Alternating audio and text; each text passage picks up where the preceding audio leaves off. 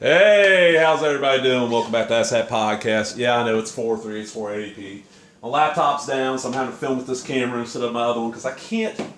My stuff I do does not need 1080p. Yeah, 720p looks really good. 16:9.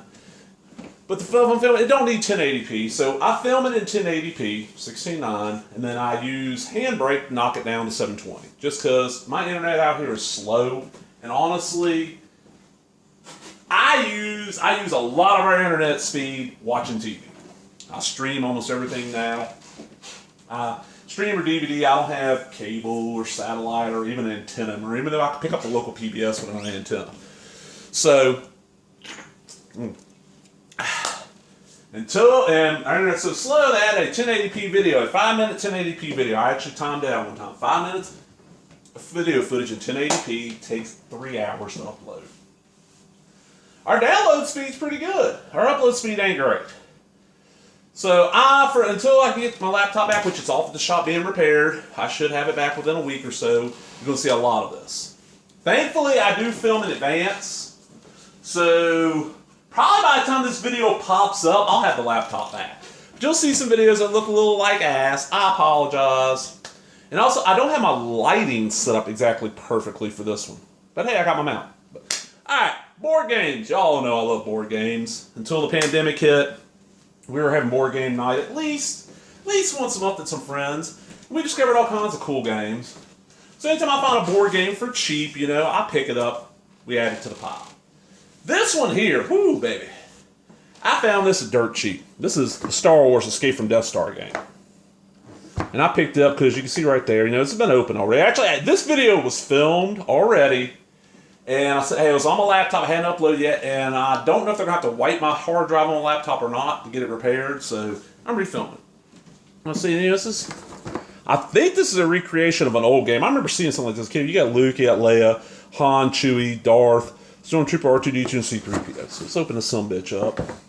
So we get a Grand Moff Tarkin retro collection figure, which has not been opened.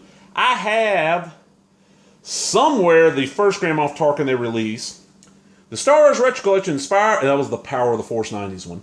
Star Wars Retro Collection is inspired by 1970s Star Wars figures and features original figure design and detail and continue your collection from the galaxy far, far away.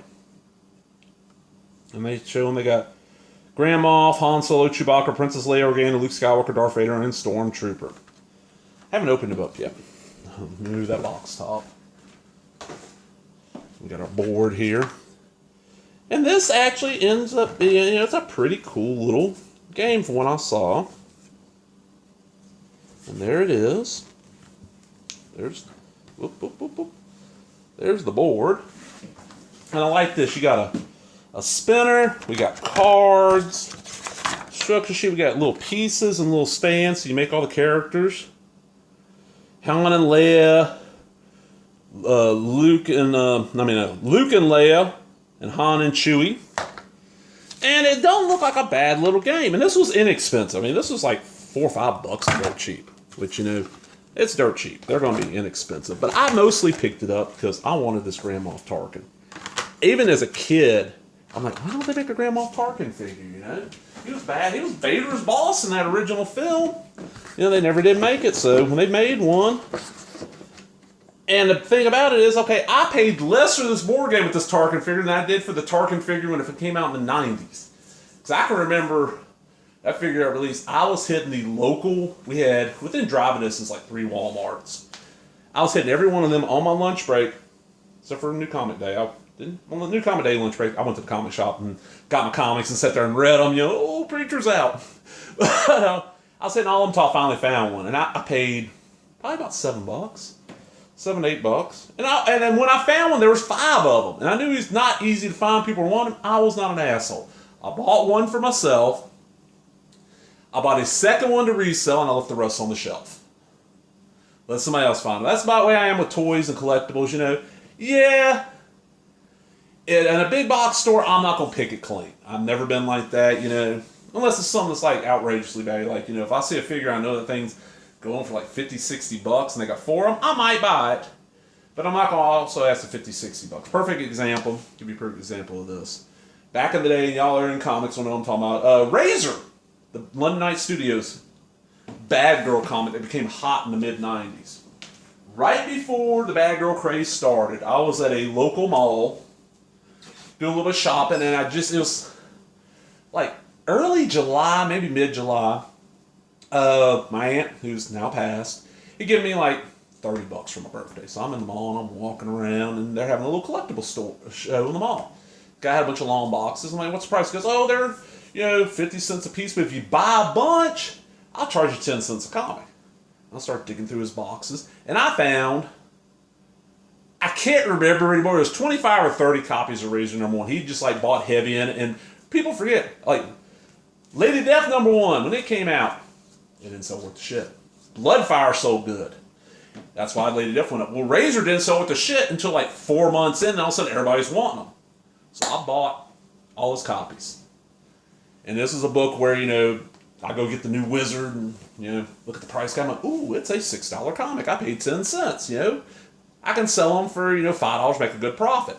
Next month, it's a $15 comic. Next month, it's a $30 comic. So I started selling them. And I did sell one or two at the full guide price. Most of them I sold them under, Get pass on the savings to your fellow fans. Especially if somebody knew I was buying it to read it, not just, oh, I'm going to flip this thing. Somebody's going to flip it, yeah, I'll be like, okay, man, it's guys for 30, give me 25. Somebody knows I'm going to read it and hold on to it, give me $10. Because I'm still making a profit. That's the whole thing. Make a profit without being greedy. And, it's just the way I've always been. But can't wait to play this, man. I'll be glad when everybody gets vaccinated and this damn pandemic is over, so we can start doing board game night again.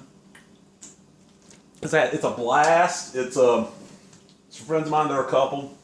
Been married for quite a while. They're pushing 30. And usually, me and my girl will go over there and we'll hang out and be other couples there. And some single people. We'll play all kinds of board games. We play, we got like Monopoly Nintendo Gamer Edition, which is like Mario Kart based. Payday! The classic game Payday became like a huge game that everybody had ever loved. Go Fish! We'll play a little bit of everything. We really love the board game, so hope y'all enjoyed that, man. If you did, give me that thumbs up, leave a comment, subscribe, all the other bullshit. Talk to everybody later. Bye-bye.